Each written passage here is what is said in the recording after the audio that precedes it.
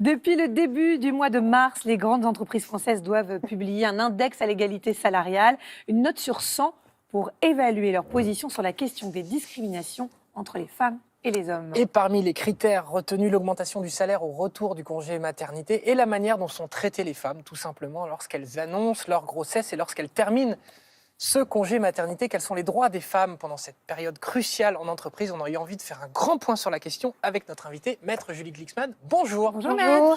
Et bienvenue dans la Maison des Maternelles. Vous êtes avocate au barreau de Versailles. Vous défendez ou avez déjà défendu de nombreuses femmes victimes de discrimination pendant ou après leur congé maternité.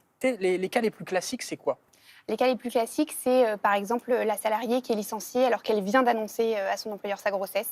Alors en général, ce sont des licenciements qui sont des licenciements disciplinaires et à partir du moment où la salariée annonce sa grossesse, il va y avoir parfois un harcèlement discriminatoire qui peut prendre la forme de certains nombres d'avertissements et qui va conduire jusqu'à un licenciement, souvent pour faute grave. Ouais, ça c'est assez fréquent, ça vous le voyez? Ça arrive encore malheureusement, oui, effectivement. Et au retour de congé maternité? Il y a une autre problématique, c'est effectivement celle du retour de congé maternité ou du congé d'adoption ou du congé parental d'éducation où la femme va retrouver son poste. Alors le Code du travail prévoit qu'elle doit retrouver son poste ou un poste équivalent avec une rémunération au moins égale.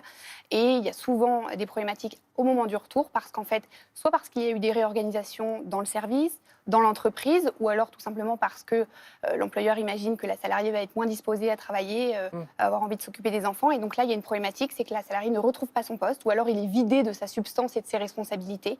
Et là, on a très souvent des problématiques au moment du retour au poste. Avec ce phénomène bien connu de mise au placard, qui touche souvent parfois. les jeunes, qui touche souvent, on va essayer de ne pas être angoissant, mais qui peut toucher les jeunes mamans.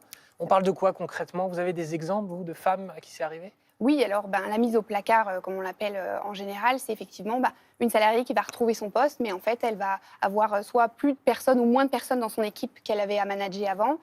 Ça peut être plus de fonctions du tout, parfois quand elle a été remplacée par d'autres salariés. Effectivement, les questions sont assez variées, mais c'est des salariés qui sont un peu démunis parce qu'elles elles ne savent plus comment faire. Et on a aussi des phénomènes un peu de burn-out, où ça va être un peu l'effet inverse. Ouais. C'est On un peu va l'effet trop leur inverse. en demander?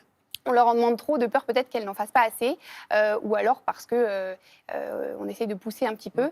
Et donc c'est souvent des situations. Ça vient d'employeurs souvent hommes, femmes, les deux, il n'y a pas de règle? Non, il n'y a pas forcément de règle. Il n'y a pas forcément de règle. Est-ce que vous direz que le Code du travail en France protège plutôt bien les femmes pendant leur grossesse? Oui.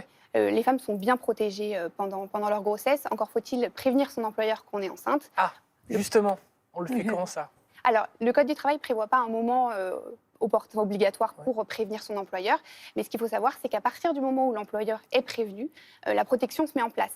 Donc, un petit conseil, ça peut être de prévenir par écrit son employeur, donc soit par un courrier recommandé avec accusé de réception ou alors une lettre de remise en main propre pour se ménager la preuve en cas de difficulté postérieure. Est-ce qu'on peut demander des aménagements de poste? Je pense notamment aux métiers où on doit être debout, beaucoup, dehors, etc. Est-ce qu'on peut le demander? Est-ce que l'employeur a le droit de refuser aussi? Alors, il y a des aménagements qui sont prévus par le Code du travail, notamment en ce qui concerne le travail de nuit, le travail à l'extérieur, notamment par temps froid, où là, le salarié doit demander, théoriquement l'employeur devrait proposer, mais en tout cas, le salarié peut demander à basculer sur un poste de jour ou un poste qui soit compatible avec l'état de grossesse. Il y a aussi des travaux qui sont interdits par le Code du travail, notamment quand les salariés sont amenés à manipuler des substances ou des produits toxiques ou dangereux. Donc là, il y a effectivement, pendant cette période, un aménagement qui doit être mis en place par l'employeur. Et il y a également des conventions collectives. Donc moi, j'invite les salariés effectivement à regarder les accords collectifs qui sont...